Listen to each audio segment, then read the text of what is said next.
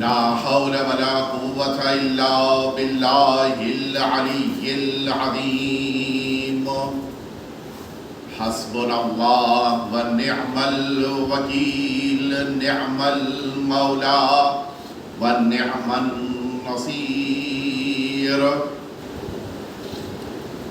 أعوذ بالله من الشيطان الرجيم بسم الله الرحمن الرحيم الحمد لله رب العالمين والعاقبة للمتقين ثم الصلاة والسلام والتحية والإكرام على سيد الأنبياء والمرسلين سيدنا ومولانا أبي القاسم محمد اللهم صل على محمد وآل محمد صلى الله عليه وعلى أهل بيته الأطيبين الأنجبين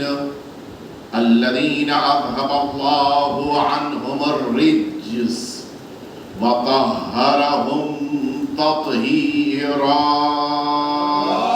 اللهم صل على محمد وآل محمد لا سيما الإمام المبين بقية الله في الأرضين أرواحنا وأرواح العالمين لتراب مقدمه الفداء واللعنة الدائمة الباقية على أعدائهم أجمعين أما بعد فقد قال الله الحكيم في كتابه المبين يا أيتها النفس المطمئنة ارجعي إلى ربك راضية مرضية فادخلي في عبادي وادخلي جنتي صلوات اللهم صل على محمد وآل محمد عزیزان محترم، آج کی یہ شب کہ جس شب میں آپ سبھی اس دردناک اور غمناک موقع پر جمع ہیں تاکہ سرزمین کربلا کے اس واقعے کو یاد کیا جائے جو آج سے 14 صدیوں قبل رونما ہوا، لیکن اثرات کے اعتبار سے یہ اتنا ہی تر و تازہ ہے جتنا ایک گھنٹوں پہلے واقع ہونے والا واقعہ اور سانحہ اثر انداز ہوتا ہے۔ بڑی اہم شب ہے اور اس شب میں مجھے اس زیارت اربعین سے متعلق اپنی گفتگو آپ کے سامنے عرض کرنی ہے۔ وہ زیارت کہ جس زیارت کو ہمارے لیے بڑی اہمیت کے ساتھ قرار دیا گیا ہے اور حکم یہ ہے کہ ہم سبھی سرزمین کربلا پر اس زیارت کے لیے حاضر ہوں۔ ارشاد فرمایا ہمارے اور آپ کے 11ویں امام امام حسن عسکری علیہ السلام نے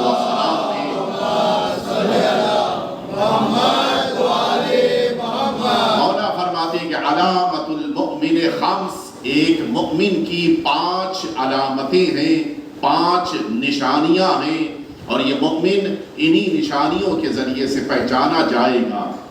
پہلی نشانی فرماتے ہیں کہ الصلاۃ 51 رکعت نماز، یہ ایک مومن کی نشانی ہے، علامت ہے کہ وہ نمازیں پڑھتا ہے۔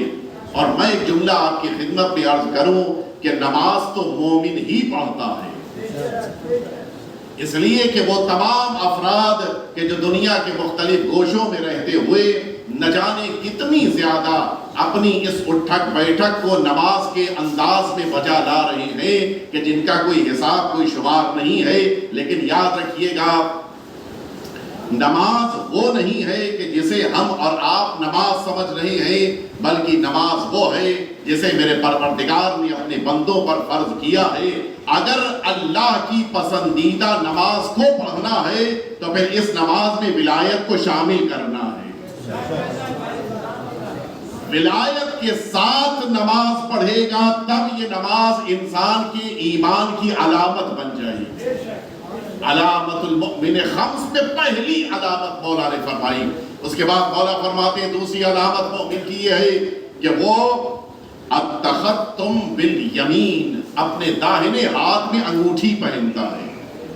داہنے ہاتھ کی انگوٹھی اس مومن کی علامت ہے، اور اگر داہنے ہاتھ میں انگوٹھی ہے تب بائیں ہاتھ میں انگوٹھی پہننے کی اجازت ہے، لیکن اگر ایک ہی انگوٹھی ہے تو پھر اس انسان کو داہنے ہاتھ میں پہننا چاہیے۔ اور اسی لیے میں دیکھ رہا تھا بقیہ مسلکوں کے وہاں دائیں ہاتھ میں انگوٹھی پہننے کی ممانعت ہے، بلکہ ان کے وہاں تاکید ہے کہ اگر انگوٹھی پہننا ہے تو بائیں ہاتھ میں پہنا جائے، یعنی وہ خود اعلان کر رہے ہیں کہ میں انگوٹھی کی علامت کو اختیار نہ کرتے ہوئے خود کو ایمان سے باہر نکال رہا ہوں۔ تیسری علامت مولا فرماتے ہیں کہ اس مومن کی علامت یہ ہے کہ التعفیر بالجبین، جس موقع کے اوپر یہ نماز پڑھتا ہے اپنے سر کو سجدے میں خاک پہ رکھتا ہے، نہ قالین پہ رکھے گا، نہ چٹائی پہ رکھے گا، نہ مصلے پہ اپنے سر کو رکھے گا، اگر اپنا سر رکھے گا تو خاک پہ رکھے گا۔ یہ اس بات کی علامت ہے ہم خاک سے پیدا ہوئے ہیں، ہمیں خاک پہ واپس جانا ہے، اور ہماری زندگیوں میں بھی سجدہ خاک ہی پر ہوگا۔ اور اس کے بعد مولا فرماتے ہیں چوتھی علامت ہے زیارت الاربعین۔ میں یہاں پر 2 منٹ کے لیے آپ کو روکنا چاہوں گا۔ مولا نے یہ نہیں فرمایا کہ قراءت زیارت الاربعین، روز 40 کی زیارت کا پڑھنا مومن کی علامت مولا نے قرار نہیں دیا ہے، بلکہ 40 کے موقع پر سرکار سید الشہداء کی بارگاہ اقدس میں حاضر ہونا، پہنچنا، خود کو وہاں تک لے کر جانا، یہ ایک مومن کی علامت ہے۔ زندگی میں ایک دفعہ ایک مومن ضرور آقا کی بارگاہ میں حاضر ہوتا ہے، اور یہ اتنے کریم ہے، آتا ایک بار ہے لیکن زیارت زندگی بھر کی لکھ دیتے ہیں۔ اور پھر آخری علامت مولا فرماتے ہیں کہ الجہر بسم اللہ الرحمن الرحیم، ایک مومن کی علامت یہ ہے کہ جس موقع کے اوپر بسم اللہ نماز میں کہتا ہے وہ بلند آواز سے بسم اللہ کہتا ہے۔ اب آپ ذرا سوچئے، ایک مومن کی علامت یہ ہے کہ وہ بسم اللہ کو بلند آواز سے کہے، اور اگر کوئی ایسا ہو جو بسم اللہ ہی کھا جائے، اور یہ میں اپنی طرف سے نہیں کہہ رہا ہوں، بہت سی باتیں منبر پہ نام لے کے نہیں بیان کی جاتی ہیں۔ ایک صاحب شام سے آئے اور جن کے پاس حکومت ہے، اقتدار ہے، پاور ہے، اور وہ جس موقع پر مدینہ طیبہ پہنچے انہوں نے چاہا کہ لوگوں کے درمیان نماز قائم کریں، میں امامت کروں، بقیہ لوگ پیچھے نماز پڑھیں۔ آپ نہیں پتہ متوجہ ہیں نہیں، یہ حاکم تھا شام کا جو آیا تھا مدینے، نماز پڑھی، اور یہ پہلی بار عالم اسلام میں ہوا کہ انہوں نے تکبیرۃ الاحرام کہنے کے بعد الحمدللہ رب العالمین شروع کر دیا۔ اور روایت کی لفظیں ہیں کہ جس موقع پر نماز انہوں نے مکمل کی سارا مجمع ٹوٹ پڑا کہ یہ کیا کر دیا۔ اچھا وہاں جو لفظیں بڑی قیمتی ہیں، مجمع نے کہا کہ اسریخت ام انسیت القرآن ام سرختا، تم قرآن بھول گئے یا قرآن کی کسی آیت کو چرا لیا۔ یعنی مدینے والے بھی جانتے تھے کہ بسم اللہ چھوڑ دینے والا چور ہوتا ہے۔ نسیت القرآن ام سرختا، اور اتنا مجبور کیا کہ آپ سنیں گے قبلہ و کعبہ نے جو پورے خلوص کے ساتھ نماز پڑھائی تھی مجبور ہو کے دوبارہ نماز پڑھنی پڑی۔ یعنی بسم اللہ جو چھوڑ دیتا ہے نماز دہرانا پڑتا ہے اسے۔ معصوم فرما رہے ہیں کہ مومن کی علامت یہ ہے کہ وہ بسم اللہ کو بلند آواز سے پڑھتا ہے، اور ہمیں اس پر ناز ہے، فخر ہے کہ ہماری نمازوں میں بسم اللہ بلند آواز سے ہے۔ ہم تو نمازوں میں بسم اللہ کو علنی طور پہ اعلان کر کے یہ بتاتے ہیں کہ ہمارے ہر کام کی ابتدا بسم اللہ سے ہو رہی ہے۔ اب جہاں بسم اللہ کا تصور نہیں ہے وہاں پہ کیا کیا کام خراب ہو رہے ہیں وہ آپ شمار کر لیجئے گا، مل جل کے صلوات بھیج دیجئے آپ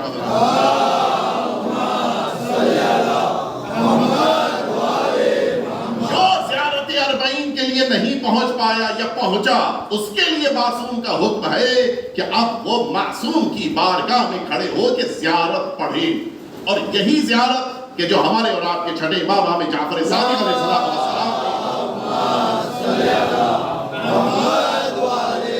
مولا نے یہ زیارت تعلیم فرمائی۔ اس کے چند فقرے میں نے آپ کی خدمت میں مسلسل ان مجلسوں میں عرض کیا، اور آج وہ آخری 2 فقرے آپ کے سامنے عرض کر کے اپنی بات کو مکمل کرنا ہے۔ شب غمناک ہے، المناک ہے، اور اس شب میں ہمیں پرسہ بھی دینا ہے، زیادہ گریہ بھی کرنا ہے، ماتم بھی کرنا ہے، لہٰذا اپنے مراحل کو میں جلدی جلدی طے کرتے ہوئے اس اصل منزل تک آپ کو لے کے جانا چاہوں گا۔ جملہ یہ ہے، جب زیارت اربعین کا جملہ اپنی زبان پہ ایک مؤمن جاری کرتا ہے تو یہ جملہ کہتا ہے کہ اے میرے پروردگار وَجَعَلْتَهُ سَيِّدًا مِنَ السَّادَةِ، پروردگار تو نے امام حسین کو سرداروں کے بیچ میں سردار بنایا ہے۔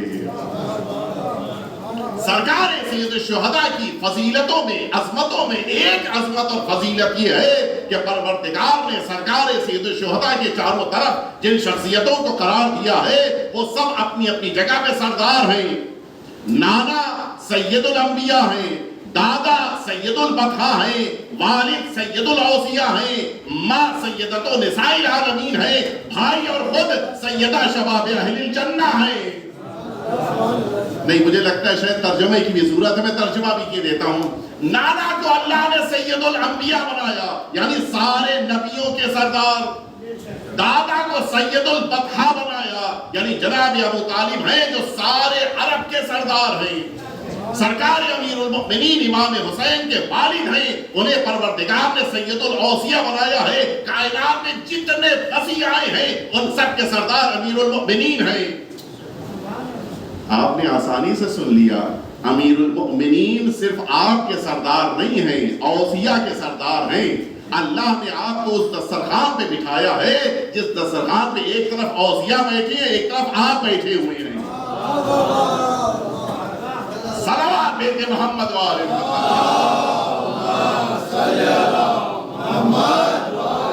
ماں کو پروردگار نے کیا درجہ دیا ہے؟ سیدۃ نساء العالمین۔ کائنات میں کوئی بڑی سے بڑی عورت آپ ڈھونڈ کے لے آئیں، جناب سیدہ کا مقابلہ نہیں کر سکتی۔ شخصیتیں بہت بڑی بڑی آپ کو مل جائے گی۔ میں ان عورتوں کی بات نہیں کر رہا ہوں کہ جن عورتوں کو تو اسلام نے بھی منہ نہیں لگایا، میں ان مقدس بیویوں کی بات کر رہا ہوں کہ جنہیں اسلام نے عظمت اور عزت کی نگاہ سے دیکھا۔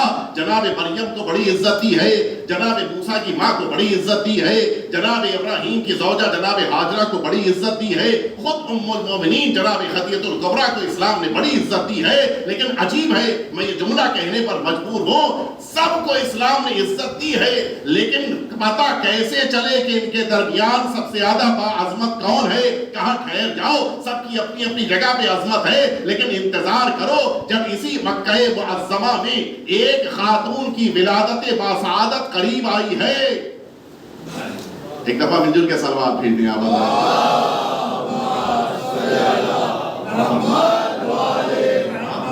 اس دفعہ جائیے، آئیے ادھر تشریف لائیے آپ سبھی، تاکہ یہ جگہ پر ہو جائے اور مومنین کو بیٹھنے میں بھی آرام ہو جائے۔ آئیے آپ زیادہ جی مل جل کے صلوات بھیج دیجیے آپ۔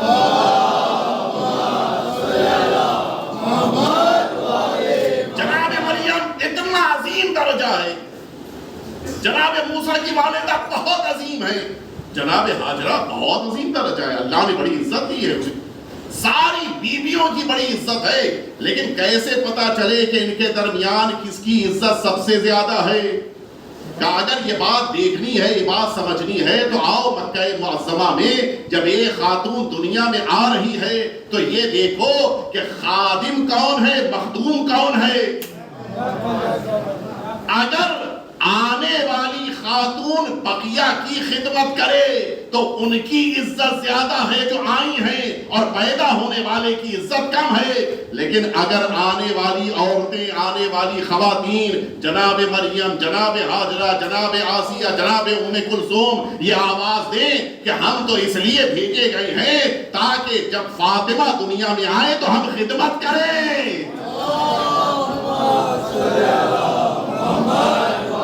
اب اسی سے آپ محسوس کریں کہ سیدۃ نساء العالمین کی ذات کو اللہ نے قرار دیا ہے.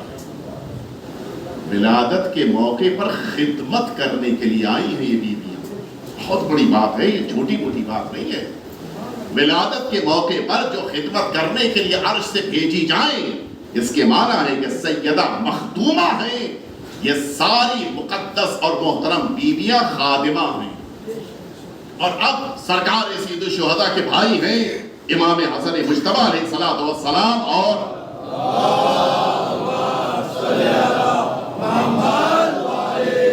آپ خود، یہ دونوں بھائی وہ ہیں جو سیدہ شباب اہل الجنہ ہیں، جنت کے جوانوں کے سردار ہیں.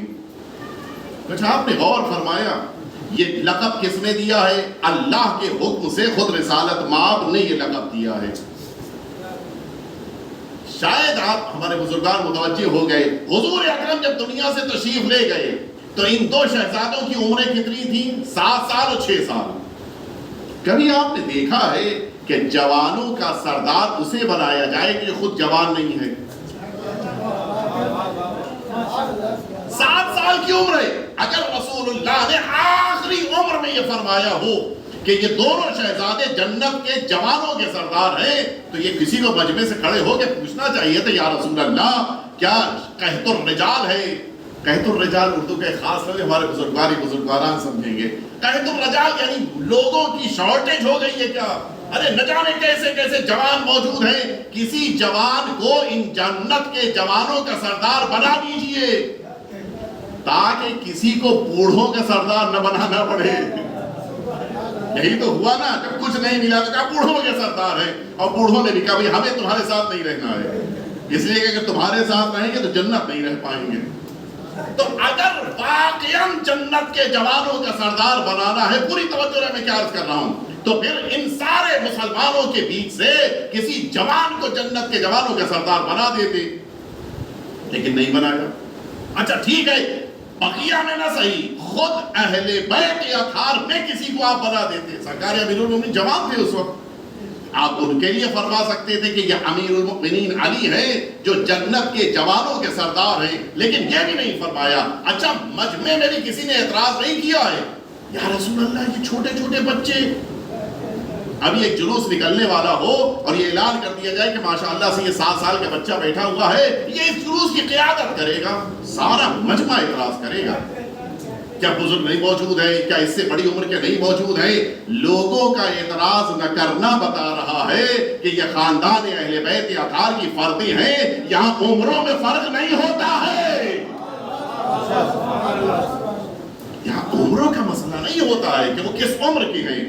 آخر کیوں رسول اللہ نے اس عمر کے جوان، نوجوان بلکہ بچے کے لیے فرمایا کہ یہ جنت کے جوانوں کے سردار ہیں؟ وجہ صرف ایک ہے، وہ وجہ یہ ہے کہ رسول اللہ جانتے تھے. اب یہاں سے پوری توجہ رہے، آپ کی میں جملے عرض کر رہا ہوں، آپ کی خدمت میں توجہ آپ کو دینا ہے.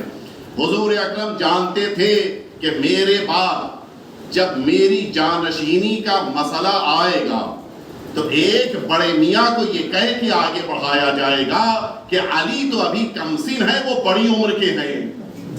متوجہ ہوئے آپ؟ یہی تو کہا گیا کہ نہیں وہ بڑی عمر کے ہیں، علی نہیں، وہ تو ابھی کم سن ہے، ان کی عمر کم ہے. آپ نے غور فرمایا، رسول اللہ جانتے تھے کہ میرے بعد عمر کا مسئلہ آنے والا ہے اور امیر المؤمنین کی خلافت اور ولایت کو صرف یہ کہہ کے چھیننے کی کوشش کی جائے گی کہ امیر المؤمنین علی کی عمر کم ہے. رسول اللہ نے پہلے ہی دروازے بند کر دیے، تم عمر کی بنا پہ خلافت دے رہے ہو، میں لیاقت کی بنا پہ خلافت دیتا ہوں. صلوات بیت محمد والے.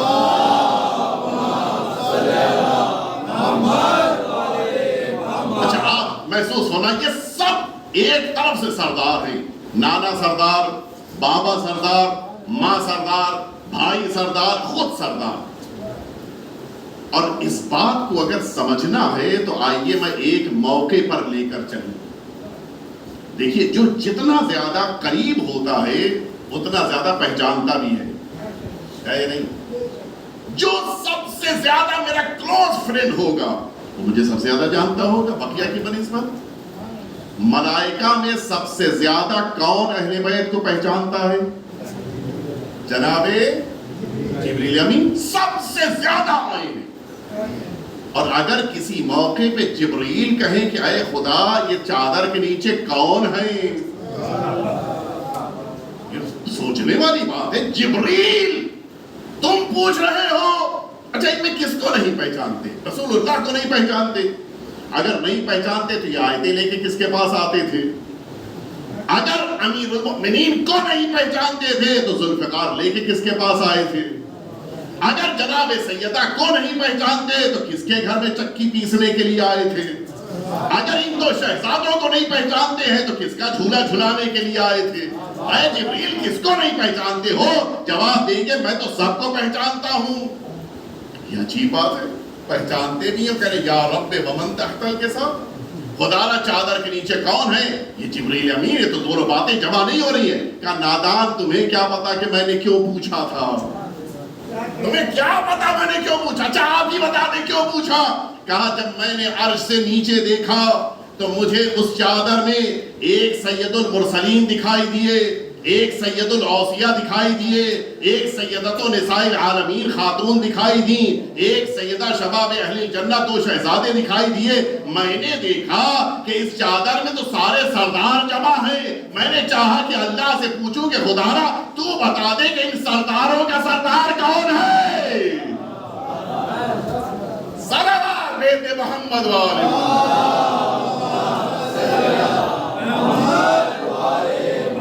سرکار سید الشہداء کو اللہ نے سیدہ شباب اہل الجنہ کی ایک فرد بنایا. یہاں پر ایک جملہ عرض کرنا چاہتا ہوں جس سے پہلے حدیث سنیے. راوی کہتا ہے کہ میں اسی بحر الانوار میں روایت موجود ہے، میں آیا امام جعفر صادق علیہ السلام کی بارگاہ میں.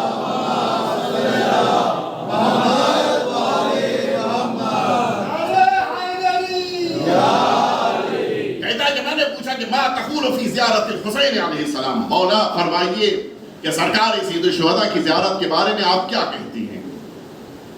مولا نے کہا کہ زرہو ولا تجف، میرے جد کی زیارت کرو اور اس سلسلے میں کوتاہی نہ کرنا، بالکل اس سلسلے میں کمی نہ کرنا. کیوں؟ اب یہاں سے دو جملے ہیں. فرماتے فَإِنَّهُ سیدہ شباب اہل الجنہ و سید الشہداء، اس لیے کہ امام حسین کو پروردگار نے دو سرداری دی ہے. ایک سرداری یہ ہے کہ جنت کے جوانوں کے سردار ہیں، دوسری سرداری یہ ہے کہ تمام شہداء کے حسین سردار ہیں. یعنی بقیہ میں اور امام حسین میں ایک بنیادی فرق یہ ہے کہ بقیہ کو اللہ نے ایک سرداری دی ہے، حسین کو دوہری سرداری دی ہے. اب جسے سردار بننا ہو حسین کے قدموں میں آنا ہوگا. اور اسی لیے آپ دیکھیے کل میدان کربلا میں کیا ہو رہا تھا. حسین حسین کہنے والے کتنے تھے اور یزید کہنے والے کتنے تھے؟ میدان کربلا میں حسین حسین کہنے والے بظاہر سے 72 تھے اور یزید کہنے والے کتنے تھے؟ ہزاروں نہیں لاکھوں کی تعداد میں تھے. کل یہ عالم تھا کہ یزید کہنے والے لاکھ سے زیادہ تھے اور حسین حسین کہنے والے مختصر سے 72 تھے. لیکن آج کیا ہوا؟ آج میدان کربلا میں لاکھوں نہیں کروڑوں نے لبیک یا حسین کہا اور ایک بھی ایسا نہیں تھا کہ جس کی ہمت ہو جو یا یزید کہہ سکے لبیک یا حسین، لبیک یا حسین، لبیک یا حسین، لبیک یا حسین. ایک نعرہ حیدری، یا علی یا علی یا علی مدد حق حیدری. یہ وہ انقلاب ہے جو امام حسین نے میدان کربلا میں برپا کیا.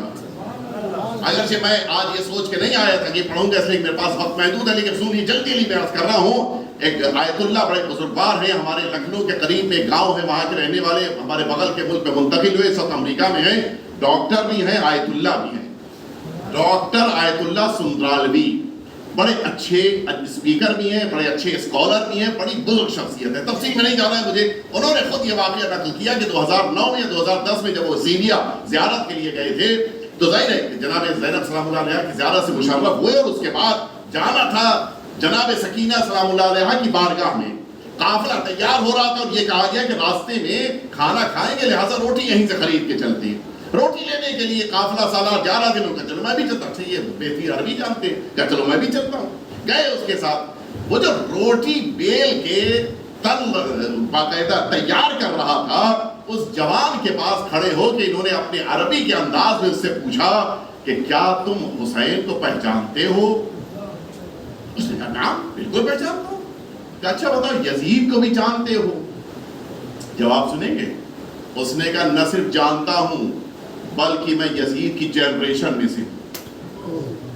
اب تو یہ بالکل سر پٹا کے رک گئے، کیا سوچا تھا انہوں نے کہ یہ تو غیر ہوگا، اس کو یقیناً کھینچ کے ادھر لانا ہے، لیکن یہ تو ساری بات کا دروازہ ہی بند ہو گیا۔ اب جو یزید کے خاندان کو ہمت نہیں اس سے بات کرے، یہ خاموش کھڑے ہو گئے۔ انہوں نے کہا نہیں اب کچھ بات اس سے نہیں کرنی ہے، روٹی لے کے چپکے سے سر جھکا کے چلے جانا ہے۔ اس نے کہا لیکن شاید جانتے ہو میں یزید کے خاندان سے ہوں، لیکن سال کا کوئی دن ایسا نہیں ہے، ہفتے کا کوئی موقع ایسا نہیں ہے، اور ہر روز کا کوئی گھنٹہ ایسا نہیں ہے جس دن میں یزید پہ لعنت نہ بھیجتا ہوں۔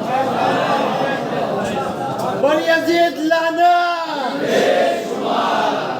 ڈاکٹر سندرالوی کہتے ہیں کہ میں نے جناب زینب سلام اللہ علیہ کے حرم کی طرف رخ کیا، میں نے کہا شہزادی آپ پہ کروڑوں سلام، آپ نے یہ انقلاب پیدا کیا ہے، آج یزید کی نسل والا بھی یزید پہ لعنت بھیج رہا ہے۔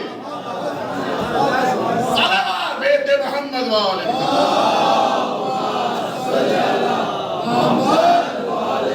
یہ اصل انقلاب ہے۔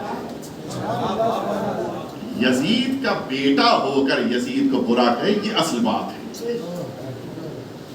سرکار سید الشہداء کا وہ پہلا جملہ کہ جس کو میں نے آپ کی خدمت میں عرض کیا کہ وَجَعَلْتَهُ سَيِّدًا مِنَ السَّادَةِ، پروردگار سرداروں کے بیچ میں تو نے امام حسین کو سردار بنایا۔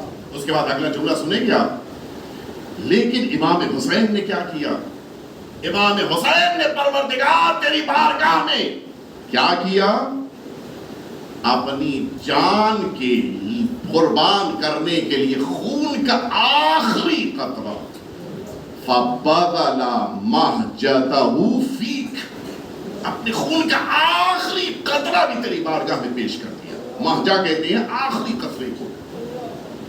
اچھا امام حسین ہی نے، ابھی اگلا جملہ پیش کرنے سے پہلے میں عرض کر رہا ہوں، امام حسین ہی نے کیوں اپنا خون پیش کیا؟ کیا بقیہ مسلمانوں کی رگوں میں خون نہیں دوڑ رہا تھا؟ کیوں امام حسین ہی نے کیوں خون پیش کیا؟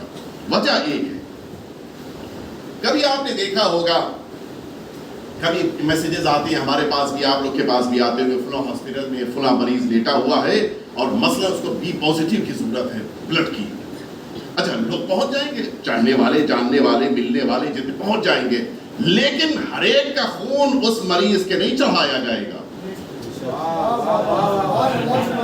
شرط ہے کہ خون اسی کا چڑھایا جائے کہ جس کا بلڈ گروپ اس مریض سے مل رہا ہو۔ سن 61 ہجری میں اسلام بیمار تھا، خون کی ضرورت تھی، مسلمان تو بہت سے تھے لیکن بلڈ گروپ صرف حسین کا مل رہا تھا۔ اب اس اسلام کو اگر زندگی دینی ہے تو پھر امام حسین کو اپنا خون دینا ہے، اور کچھ اس انداز میں پروردگار کی بارگاہ میں حسین نے اپنا خون پیش کیا کہ اب اگلا جملہ فَبَذَلَ مُحْجَتَهُ فِيكَ لِيَنْقِذَ، اے میرے پروردگار تیری بارگاہ میں حسین نے اپنا خون پیش کر دیا، کیوں؟ لِيَسْتَنْقِذَ عِبَادَكَ مِنَ الْجَهَالَةِ، تاکہ تیرے بندوں کو جہالت سے باہر نکالنا ہے۔ اور کیا کریں؟ امام حسین دوسرا کام اپنے خون کے ذریعے سے کیا کریں گے؟ ان سارے تیرے بندوں کو اے میرے پروردگار وَمِنْ حِيرَةِ الضَّلَالَةِ، ضلالتوں سے، گمراہیوں سے باہر نکال لائیں گے۔ یہ امام حسین کے خون کا نتیجہ ہے کہ آج ہم گمراہیوں سے بچے ہوئے ہیں۔ نہیں، میں اپنا جملہ نہیں پہنچا پایا، آئیے میں عرض کیے دیتا ہوں۔ نماز سب نے پڑھی ہے، ابھی جس نے نہیں پڑھی وہ ضرور پڑھے گا۔ نماز شروع کی آپ نے، کہاں سے شروع ہوئی؟ اللہ اکبر سے۔ آگے بڑھے، سورہ الحمد پڑھنا شروع کیا۔ یہ سورہ الحمد کہاں پہ جا کے مکمل ہوگا؟ وَلَضَّالِّينَ، ضالین کے معنی کیا ہیں؟ گمراہوں کا راستہ۔ ہم نماز میں پروردگار سے بار بار یہ کہتے ہیں، ایک دن میں کم از کم 10 بار یہ کہتے ہیں کہ پروردگار مجھے گمراہوں کے راستے سے بچا لینا۔ اور یہ گمراہوں کے راستے سے ہمیں کس نے بچایا ہے؟ ابھی کل آپ جو زیارت پڑھیں گے اس میں جملہ یہ ہوگا کہ آقا حسین کی قربانی کی بنا پہ ہم گمراہیوں سے بچ گئے، ہم گمراہوں کے راستے سے بچ گئے۔ اس کے معنی ہے اگر امام حسین کی قربانی نہ ہوتی تو آج امت مسلمہ میں کوئی نماز تو پڑھنا دور کی بات ہے، کوئی الحمد بھی پڑھنے والا نہ رہ جاتا۔ امام حسین کی قربانی ہے کہ آج یہ امت محفوظ ہے۔ کیا فرمایا؟ من کفر باللہ، وہ قرآن مجید کہہ رہا ہے، من کفر باللہ وملائکتہ وکتبہ ورسلہ والیوم الآخر فقد ضل ضلالا بعیدا۔ جس نے اللہ کو جھٹلایا، اللہ کا انکار کیا، جس نے اللہ کے ملائکہ کا انکار کیا، جس نے اللہ کی کتابوں کا انکار کیا، جس نے اللہ کے رسولوں کا انکار کیا، جس نے قیامت کا انکار کیا، وہ بھٹکا ہوا ہے، گمراہ ہے، ضال ہے۔ آپ متوجہ ہوئے امام حسین کی قربانی نے کس کو بچایا ہے؟ ہم سمجھتے ہیں مجھے اور آپ کو بچا لیا، نہیں، یہ امام حسین کی قربانی ہے کہ اس امت کو بھٹکنے سے بچا لیا۔ نہیں، میں جملہ مکمل کر دوں، یہ امام حسین کی قربانی ہے جس نے اللہ کی توحید کو بچایا ہے، جس نے کتابوں کی عظمت کو بچایا ہے، جس نے ملائکہ کی عفت کو بچایا ہے، جس نے رسولوں کی آبرو کو بچایا ہے، جس نے قیامت کو بچایا ہے، جس نے قرآن کو بچایا ہے۔ یہ امام حسین کی قربانی ہے جس نے اس کائنات کو بچایا ہے۔ اور اب جو اس سال بہت آواز پھر اٹھ رہی ہے، جو مجمع بڑھتا ہے تو گھبراہٹ بھی بڑھتی ہے لوگوں کو۔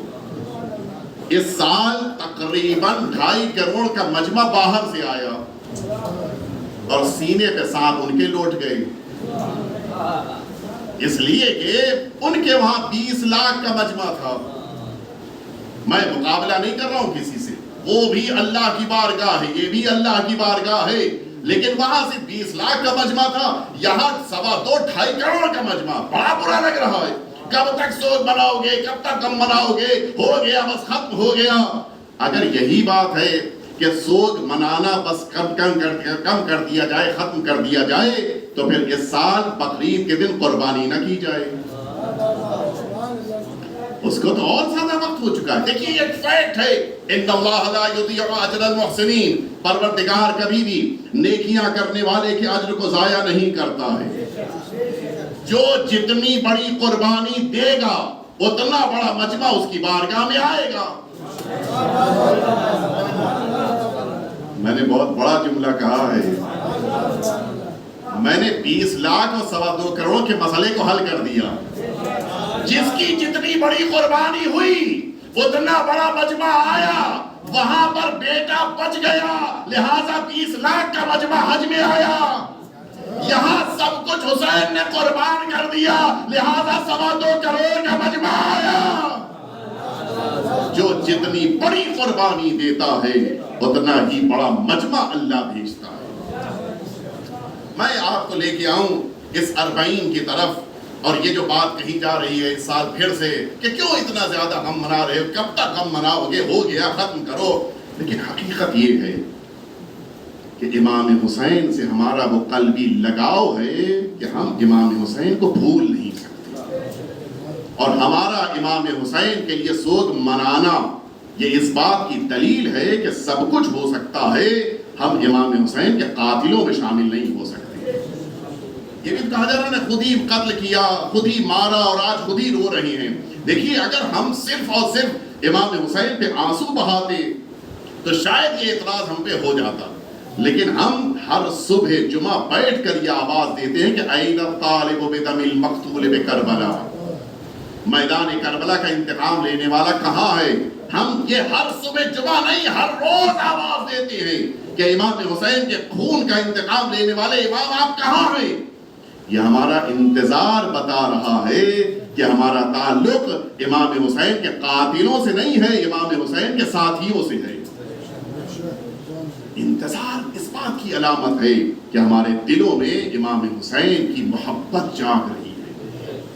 دنیا میں اور کوئی نہیں ہے کہ جو منتقم خون حسین کا انتقام لینے والے کا انتظار کر رہا ہو اور ان کی آمد کا منتظر. صرف ہم منتظر.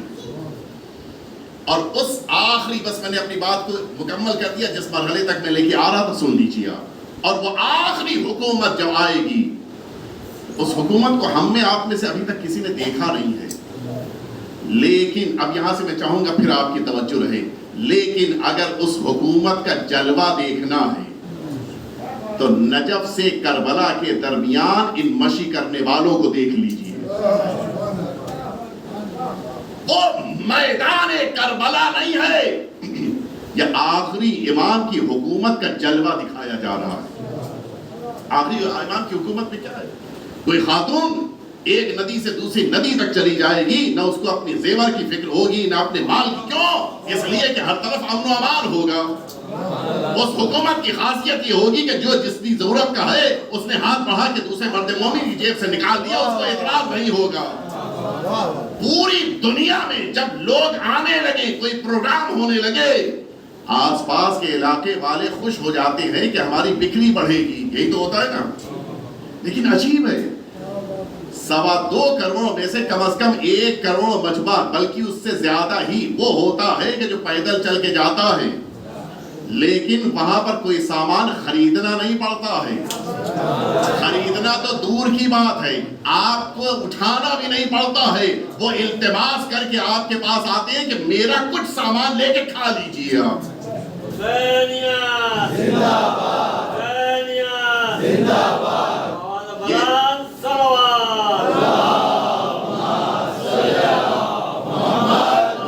یہ جذبہ آپ کو دنیا میں کہیں نہیں ملے گا. آخری امام کی حکومت کی سب سے بڑی خاصیت یہ ہے کہ نہ عرب کو عجم پہ کوئی فوقیت ہوگی، نہ امیر کو غریب پر کوئی فوقیت حاصل ہوگی، نہ گورے کو کالے پر کوئی حکومت حاصل ہوگی، نہ کسی ایسی صورت میں امیر کو غریب پہ حکومت ہوگی، نہ کوئی آقا رہ جائے گا، نہ کوئی غلام. سب برابر ہو جائیں گے. دنیا میں کہیں سوچ سکتے ہیں یہ ہو جائے؟ آؤ نجف سے کربلا کے درمیان راستے میں ہم دکھا دیتے ہیں. جو جوتے پہنے کھڑا ہوا زائر ہے وہ ایران کا ہے، بنگلہ دیش کا ہے، ہندوستان کا ہے، اور اس کے جوتے جو صاف کر رہا ہے وہ عرب ہے. اس جملے کو آپ نے آسانی سے سن لیا. عرب کچھ بھی ہو جائے کسی عجم کے سامنے جھک نہیں سکتا ہے. لیکن یہ عجیب منظر ہے، وہ ایک ایرانی کے جوتے صاف کر رہا ہے. نہ صرف یہ کہ صاف کر رہا ہے، اس کے جوتے کی خاک کو سنبھال کے رکھ رہا ہے کہ یہ میرے لیے قبر میں شفاعت کا ذریعہ بن جائے گا. کون ہے کہ جس نے یہ انقلاب پیدا کیا؟ یہ امام حسین کی قربانی ہے، جس نے حیرت الطلالہ سے نکال دیا، گمراہیوں سے نکال دیا.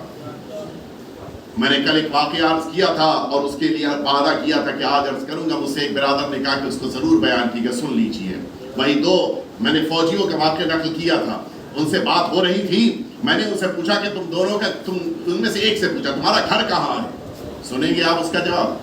کہتا ہے سید کس زمانے کا گھر؟ میں نے کہا کیوں کئی گھر ہیں تمہارے پاس؟ کہا نہیں گھر تو ایک ہی ہے. میں نے کہا پھر زمانے کا کیا مطلب ہے؟ کہا ہمارا گھر تو ایک ہی ہے لیکن وہ سال بھر ہمارا گھر ہوتا ہے، 40 کے دنوں میں ہم اس گھر سے باہر نکل آتے ہیں. پھر کیا ہوتا ہے؟ کہ وہ ہمارے پاس میں ایک موقف ہے، اس موقف کو اپنا گھر صاف ستھرا بالکل تیار کر کے ریڈی کریے. فوجی کہہ رہا ہے، فوج کا کمانڈر ہاں، میں اپنے گھر کو ہمارے بیوی بچے تیار کر کے اس کی چابی کو موقف میں دے کے آ جاتے ہیں کہ تم ہر زائر کو جس کو بھی موقع ملے میرے گھر میں رکانا. ہماری طرف سے یہ 7 دن 8 دن پوری اجازت ہے.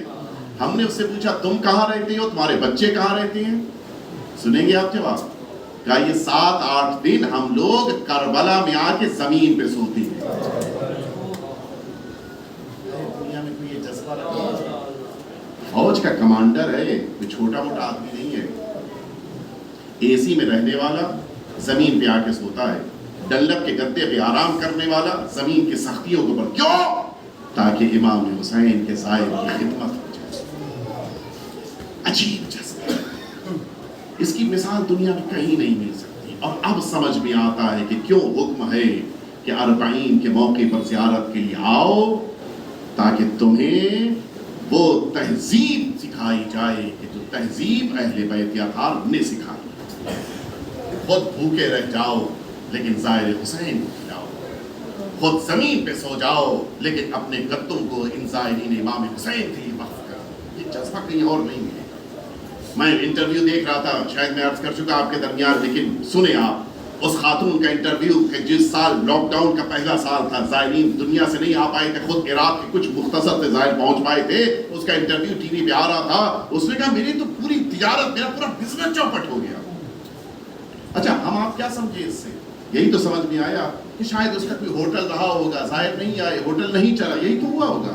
اس سے انٹرویو لینے والے نے پوچھا تمہارا بزنس تھا کیا یہ جو چوپٹ ہو گیا؟ کہ میرا بزنس بہت مختصر سا ہے۔ کیا ہے تمہارا بزنس؟ کہ میں یہ روئی سے دھاگے بناتی ہوں، دھاگا بناتی ہوں، بس میرا یہی کام ہے۔ اچھا یہ بزنس اس کی چوپٹ کیسے ہو گیا؟ کہ میں سال بھر دھاگے بنا کر جو رقم ملتی ہے مختصر سی، اس رقم کو میں اپنے اوپر تھوڑا بہت خرچ کر کے بچاتی ہوں، سال کے آخر میں جس موقع پہ یہ 40 کے لیے زائرین آتے ہیں، میں ان کے لیے کھجوریں خرید کے راستے میں بیٹھ جاتی ہوں، یہ زائرین کھجور کھا لیتے ہیں، مجھے ایسا لگتا ہے کہ میری تجارت میں برکت آ گئی ہے۔ یہ جذبہ دنیا میں آپ کو کہیں نہیں ملے۔ میں جلدی سے ایک واقعہ، لائٹس آف ہو گئی ہیں لیکن جلدی سے ایک واقعہ عرض کر دوں اور اس کے بعد مسائل تک میں آپ کو لے کے آؤں۔ ایک عظیم الشان کتاب ہے اسرار الشہادہ، مرحوم ملا دربندی علیہ رحمت و رضوان اپنے زمانے کے فقیہ تھے، انہوں نے یہ کتاب لکھی ہے، بڑی قیمتی کتاب ہے۔ اس میں ایک واقعہ لکھا ہے سرزمین ہندوستان کا، اور ایک اور کتاب ہے میرے پاس جس کتاب میں یہ بات لکھی ہے پورا واقعہ، اور اس میں لکھا ہے یہ بات ہے حیدرآباد کی۔ میں جلدی جلدی عرض کر رہا ہوں، تفصیل میں نہیں جاؤں گا۔ ایک مرد مومن نے یہ سوچا کہ اب زندگی آخری پڑاؤ میں ہے، بزرگ تھے اور بڑا اچھا بزنس ہے اس حیدرآباد میں، میں اپنا سارا بزنس کلوز کر کے ختم کر کے اب کچھ ایسا کروں کہ اب میری آخرت سنور جائے، قبر روشن ہو جائے۔ لوگوں سے پوچھا کیا کروں؟ علماء نے اس کو مشورہ دیا کہ کام کرو کہ اگر واقعا تمہارے پاس دولت ہے تو تم ساری دولت لے کے چلے جاؤ کربلا اور وہاں قیام کرو، وہیں موت آئے وہیں دفن ہو جاؤ، تمہارے لیے سب سے بڑی سعادت ہے۔ اس نے اپنے پورے خاندان کو جمع کیا، بچوں کو جمع کیا، بہو کو جمع کیا، بیوی کو بلایا، سب کو کہ دیکھو میں یہاں سے جا رہا ہوں۔ کہاں؟ کربلا۔ کیوں؟ کہ اب میں نے بہت کما لیا پیسہ، مجھے پیسہ نہیں چاہیے، اب تم لوگ بزنس سنبھالو، میں جا رہا ہوں۔ بیوی نے کہا تم اکیلے کیوں جاؤ گے؟ جنت جا رہے ہو تو مجھے چھوڑ کے، میں بھی چلوں گی۔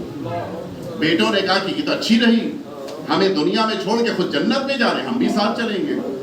نوبت یہ آئی کہ پورا یہ چھوٹا سا خانوادہ، اس نے سب نے کہا کہ ہم سب کچھ بیچ کے کربلا چلیں گے، اپنی دکان، اپنا گھر، اپنے باغ، اپنے کھیت سب بیچا، یہ سب منتقل ہوئے کربلا۔ اچھا یہ گھرانہ آج بھی موجود ہے کربلا میں، یہ خاندان آج بھی کربلا میں موجود ہے۔ یہ لوگ سرزمین کربلا پہ پہنچے اور انہوں نے ایک گھر لیا، وہاں کے اوپر بک رہا تھا، اس گھر کو خرید لیا اور اس طرح سے اس کو مینٹین کیا، سیٹ کیا کہ بچے باہر کے حصے میں دکان لگائیں، اور باپ نے کہا کہ دیکھو مجھ سے امید نہ رکھنا میں دکان پہ بیٹھوں گا، مجھے دکان پہ نہیں بیٹھنا ہے۔ پھر کیا کریں گے؟ کہ بس جس کام کے لیے آئے وہی کروں گا، میں بس زیارت کروں گا۔ صبح میں آتا تھا سرکار وفا کی بارگاہ میں، دوپہر تک بیٹھتا تھا، نماز پڑھ کے اٹھتا تھا، گھر آتا تھا، تھوڑا بہت کچھ کھایا پیا، پھر واپس آ جاتا تھا۔ سرکار سید الشہداء کے حرم میں اس زمانے میں شہداء اور امام حسین کی قبر مبارک کے درمیان پردہ تھا، اسی طرح سے جناب حبیب اور سرکار سید الشہداء کی قبر مبارک کے بیچ میں پردہ تھا۔ یہ آتا تھا شہداء کی قبر کے اوپر بیٹھتا تھا اور پھر مغرب تک وہاں بیٹھ کر نماز پڑھ کے پھر آتا تھا جناب حبیب کی زیارت اور واپس۔ ایک دفعہ بھی یہ امام حسین کی بارگاہ میں زیارت کے لیے نہیں گیا۔ اچھا وہ بھی ایک دن دو دن کی بات نہیں ہے، 1 مہینے 2 مہینے 6 مہینے گزر گئے، ایک دفعہ بھی امام حسین کی زیارت نہیں گیا۔ اس درمیان تھوڑی بہت عربی سیکھ لی تھی، بولنے بھی لگا تھا، لوگ بھی سمجھنے لگے تھے، اور لوگ اس سے بات مشہور ہو گئی تھی کہ امام حسین کی زیارت کے لیے نہیں جا رہا ہے. ہر عراقی، ہر کربلا کا آدمی پکڑ پکڑ کے اسے سمجھاتا کیا ہو گیا تمہیں، کیسے تم بدقسمت ہوگی، یہاں پہنچ کے امام حسین کی زیارت نہیں کر رہے. کوئی جواب نہیں دیتا، خاموش رہتا. اس زمانے میں نقیب الاشراف سید مرتضیٰ علیہ رحمت اللہ بڑے جلیل القدر مجتہد گزرے ہیں ہمارے. کربلا زیارت کے لیے آئے ہوئے تھے نجف اشرف سے. لوگوں کے ذریعے سے خبر ان کو ملی کہ ہندی آیا ہوا ہے اور 6 مہینے سے امام حسین کی زیارت کے لیے نہیں. انہوں نے اس کو بلایا، آیا، سامنے بیٹھا، گفتگو شروع کی. کیسے آئے، کیا ہوا، تم کیوں ہندوستان سے یہاں تک آئے، ساری تفصیل اس نے بتائی. جتنی عربی جانتا تو سمجھا رہا تھا اپنی بات. بات یہاں تک پہنچی کہ اچانک سید مرتضیٰ نے پوچھا کہ میں نے سنا ہے کہ تم ابھی تک میرے جد کی زیارت کے لیے نہیں گئے. جیسے ہی یہ سوال کیا بالکل چپ ہو گئے، خاموش، کوئی جواب نہیں. اچھا، سید مرتضیٰ کو لگا کہ شاید ممکن ہے کہ اس کو امام حسین کی زیارت کی فضیلت نہیں پتا ہے. اب انہوں نے روایتیں بیان کرنی شروع کی کہ امام کی زیارت کی یہ فضیلت، اور 5ویں امام کی یہ روایت، اور 6ویں امام کی یہ روایت، اور 8ویں امام کی ساری روایتیں بیان کر رہے ہیں. اپنے زمانے کے ایک کلاس کے مجتہد تھے، کوئی اثر ہی نہیں ہو رہا ہے. اچانک سید مرتضیٰ نے پوچھا کہ یہ بتاؤ تم کس کی تقلید کرتے، کس کی بات مانتے؟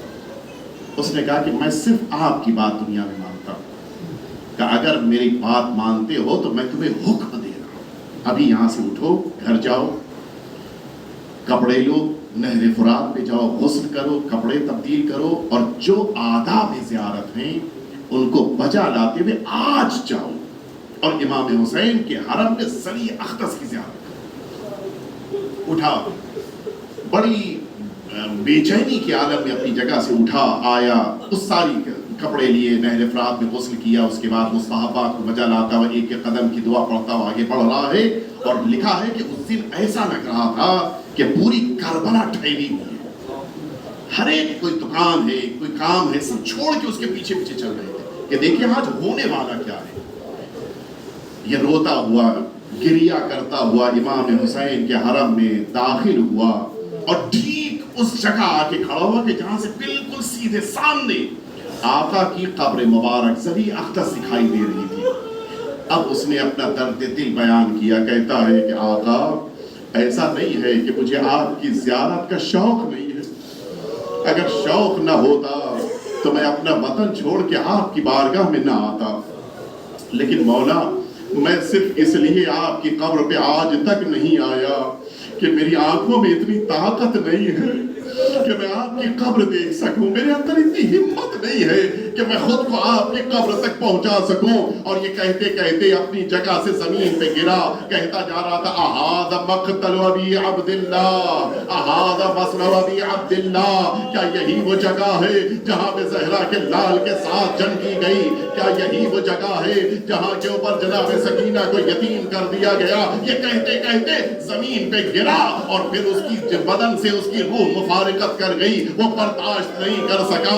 ہاں، اتنے دنوں کے بعد، تقریباً 1200 سال کے بعد امام حسین کی قبر پہ ایک زائر آیا تھا، لیکن امام حسین کی قبر کو نہ دیکھ سکا، برداشت نہ کر سکا، تحمل نہ کر سکا. ذرا انصاف سے بتاؤ، جب 40 دن کے بعد سرزمین شام سے بہن آئی ہوگی اور اپنے بھائی کی لہر کے اوپر خود کو گرایا ہوگا، زینب کا کیا حال ہوا ہوگا؟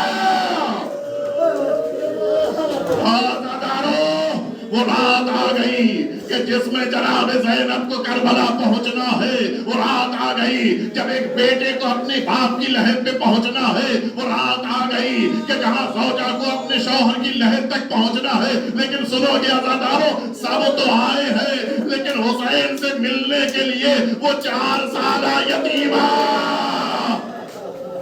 جسے سب سے زیادہ حسین کی زیارت کا شوق تھا، وہ بیٹی سکینہ سرزمین شام سے نہیں آئی ہے. سنو گے عزادارو، جس موقع کے اوپر قید سے رہائی ملی ہے اور سارے تبرکات آنا شروع ہوئے، اور ان تبرکات کے درمیان وہ ایک چادر بھی آئی کہ جس چادر کو ماں نے سنبھالا اور آگے بڑھی. آنے کے بعد ایک چھوٹی سی قبر کے اوپر اس چادر کو ڈال کے آواز دیا، اے بچی سکینہ، اے بیٹی سکینہ، تمہاری چادر واپس مل گئی ہے، لیکن اب سکینہ دنیا میں نہیں ہے. عزادارو، قافلہ تیار ہو گیا تاکہ سرزمین کربلا کی طرف روانہ ہو جائے، لیکن سب ناکوں پہ بیٹھ چکے ہیں. لیکن ایک ماں ہے جو دکھائی نہیں دے رہی ہے. سید سجاد آگے بڑھے، عجیب منظر دکھا. اسی لحد کے اوپر جو ایک چھوٹی سی زندان میں لحد تھی، ماں لپٹی ہوئی آواز دے رہی تھی، اے بیٹی سکینہ، کیا تم وطن نہ چلو گی؟ تم تو پرندوں کو دیکھ کے پوچھتی تھی، اے مادر گرامی، یہ پرندے تو وطن جا رہے ہیں، ہم کب اپنے وطن جائیں گے؟ آزادارو، ادھر یہ قافلہ سرزمین کربلا کی طرف روانہ ہوا.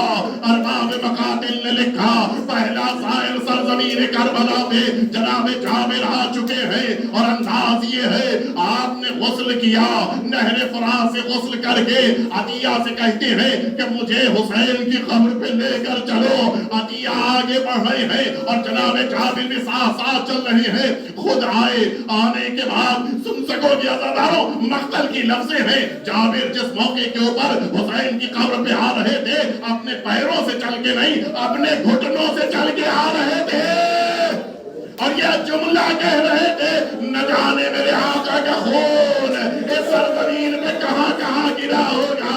اے آقا، کہیں آپ کا خون میرے پیروں میں نہ آ جائے. آئے آ کر فرزند رسول کی قبر پہ جناب جابر نے خود کو گرا دیا، لحد کو لپٹا لیا. اے میرے حبیب کے بیٹے حسین، جابر آیا ہے. لیکن سنو گے عزادارو، اچانک قبر سے آواز آنی شروع ہوئی، اے جابر، جلدی ذرا یہاں سے دور ہٹ جاؤ. آواز دیا، آقا کیا جابر سے کوئی خطا ہو گئی ہے؟ آواز آئی، جابر، میری بہن شام سے آ رہی ہے. جابر نے خود کو دور کیا، ایک درخت کی اوٹ میں آ کے کھڑے ہو گئے. عطیہ کا بیان، میں نے دیکھا کہ قافلے آنا شروع ہوئے، اور اب جو قافلہ سرزمین کربلا پہنچا، عزادارو تصور کرے، اتنے دنوں کی پچھڑی ہوئی بہن اپنے بھائی کی قبر پہ آ رہی ہے. زینب کیسے پہنچی ہے؟ سنو گے عزادارو، عطیہ کا بیان ہے، میں نے دیکھا کہ ایک بیوی نے خود کو ناکے سے گرا دیا اور گھٹنیوں کے بل چلتی ہوئی آگے بڑھ رہی ہے. این ابن امی، میرا باجا یا حسین، میرا حسین کہاں ہے؟ سید سجاد بھی جلدی سے نیچے اترے، اپنی پھپھی کو سنبھالا. اے پھپھی اماں، میرے بابا کی لحد یہ ہے، اپنے بابا کی لحد تک پہنچایا. زینب نے خود کو بھائی کی لحد پہ گرایا. آواز دیتی ہے، اے بھیا، زینب آئی تو ہے لیکن تم سے شرمندہ ہے. عصر عاشور کے ہنگام میں جو ننھی سی عبادت تم نے میرے حوالے کیا تھا، وہ شام میں سو گئی ہے.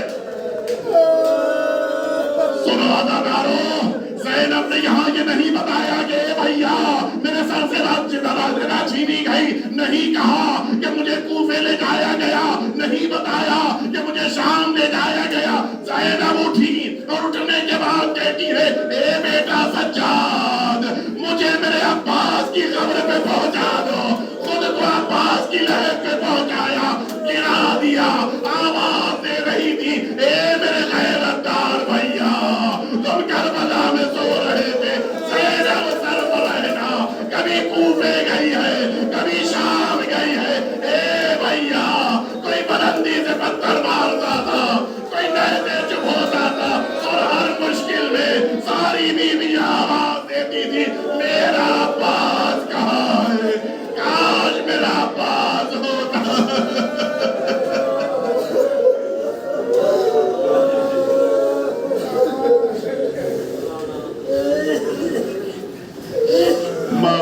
حسین یا حسین یا حسین